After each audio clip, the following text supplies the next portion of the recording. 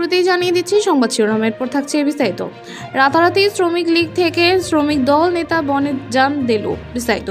রাজনৈতিক পালাবদলের পর নতুন পরিচয়ে হাজির হয়েছেন বিমানবন্দর থানার দেলোয়ার হোসেন দেলু।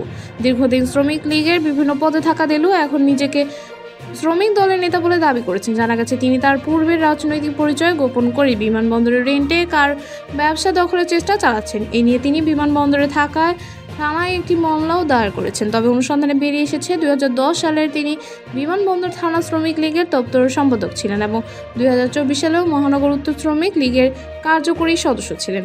অভিযোগ রয়েছে দেলু ক্ষমতার পরিবর্তনের পর রেন্টে কার ব্যবসায়ীদের বিরুদ্ধে মামলা দিয়ে তাদের হয়রানি করেছেন এবং টাকার বিনিময়ে কিছু নাম মামলা থেকে বাদ দিচ্ছেন। স্থানীয় ব্যবসায়ীদের দাবি, দেলু বিভিন্ন বাহিনী ব্যবহার করে কাউন্টার দখলের চেষ্টাও চালাচ্ছেন। অন্যদিকে দেলু এসব অভিযোগ অস্বীকার করে বলেছেন তার বিরুদ্ধে মিথ্যা অপপ্রচার চালানো হচ্ছে। এই বিষয়ে বিমানবন্দর থানার ওসি জানিয়েছেন মামলাটি তদন্তহীন রয়েছে এবং যথাযথ ব্যবস্থা নেওয়া হবে। এই ছিল সর্বশেষ আপডেট। নতুন নতুন আরও আপডেট পেতে আমাদের সঙ্গেই থাকুন। ধন্যবাদ।